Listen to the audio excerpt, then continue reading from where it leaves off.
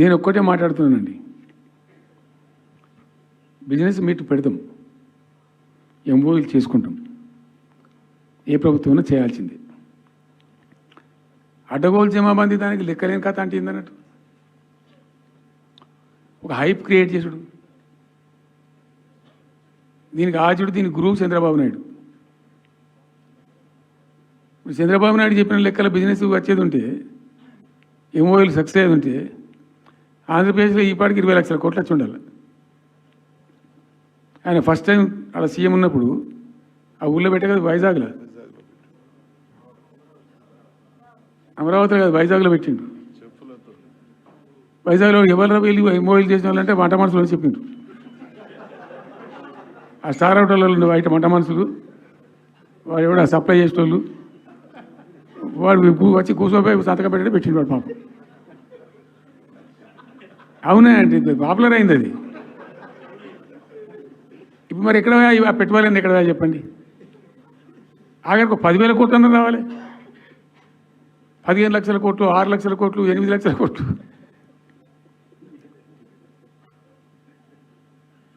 అయితే అప్పుడు తమాషా జరిగింది.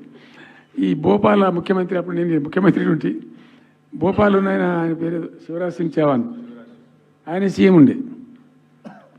ఆయన ఆ ప్లానింగ్, అదే ఇప్పుడు నీతి ఆయోగ్ ఉంది కదా, దానిలో సబ్ కమిటీకి ఆయన చైర్మన్.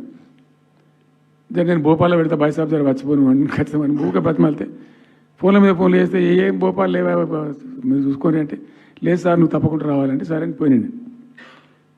అయితే ఆడొక ఇండస్ట్రీ మినిస్టర్ ఉంది, వాళ్ళ గవర్నమెంట్కి ఉంటారు కదా, మధ్యప్రదేశ్కు.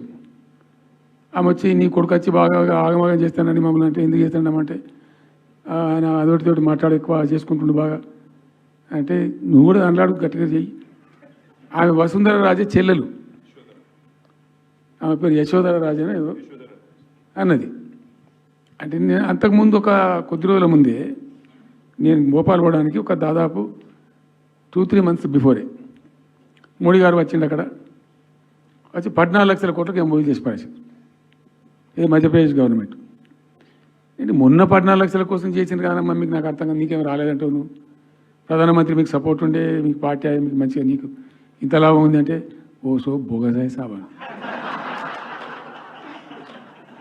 ఆమె నేను అతను ప్రామిస్ చెప్తాను, నేను ఐ వాజ్ షాక్డ్.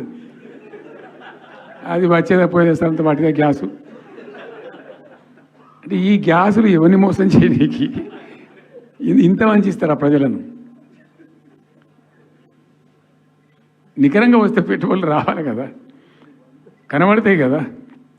ఆ పెట్టుబడులు వస్తే లాభాలు జరుగుతాయి, ఉద్యోగాలు వస్తాయి, ఫ్యాక్టరీలు వస్తాయి, అడిషనల్ ఇన్కమ్ జనరేట్ అవుతుంది, స్టేట్ గవర్నమెంట్కి జిఎస్టీ పెరుగుతుంది. ఏం లేదు, వాటిదే గ్యాస్. మొన్న వీలైతే చెప్పి 5 లక్షల, నువ్వు కొంచెం తగ్గించి చెప్తున్నావు. నేను పేపర్లో చూసింది 575.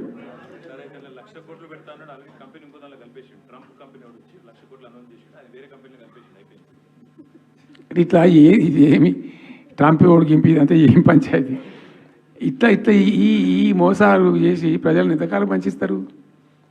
రియల్గా కాంక్రీట్ టర్మ్స్లో రియల్గా రావాలి, కృషి చేస్తే నిజంగా తండ్రాడాలి.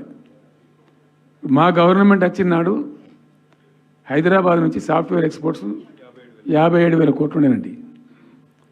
మేము దాన్ని 2,47,000 దాకా తీసుకుపోయినాం. స్టెప్ అప్ చేసుకుంటూ చేసుకుంటూ చేసుకుంటూ చేసుకుంటూ చేసుకుంటూ వాటిని నరికితే గాలిలో మాటలు చెప్తే వస్తాయా? మేము బిజినెస్ మీట్లు పెట్టలే, కాంక్లేవ్లు పెట్టలే,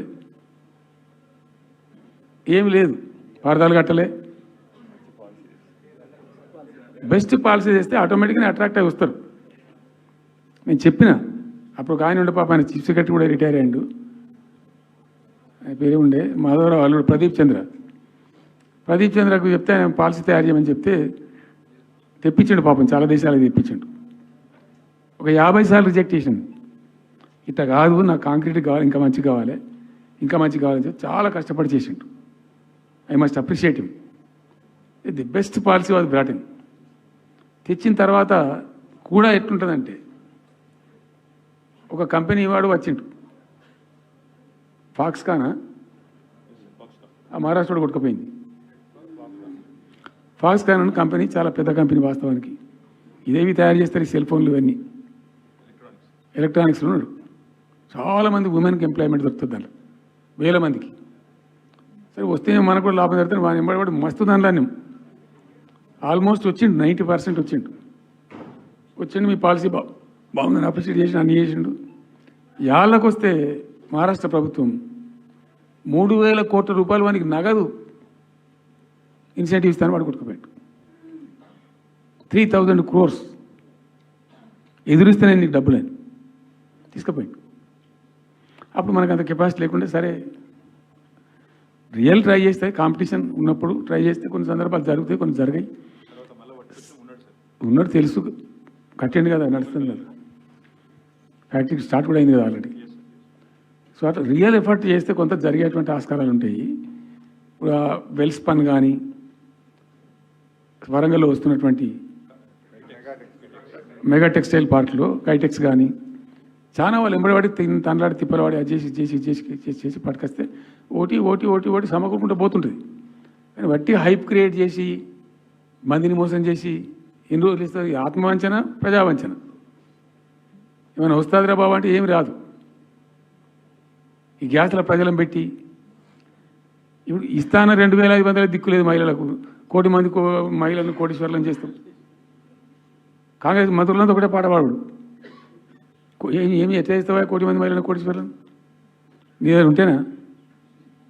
ఉన్న రెవెన్యూ పీకింది రాష్ట్రాన్ని, లోపలికి అయిపోయింది. మేము ఉన్నప్పుడు గ్రోత్లో 50% లేదు.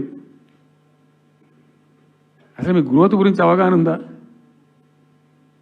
ఒక్కొక్క రూపాయి కూడబెట్టాలి, ఎట్ట తీసుకుపోవాలి?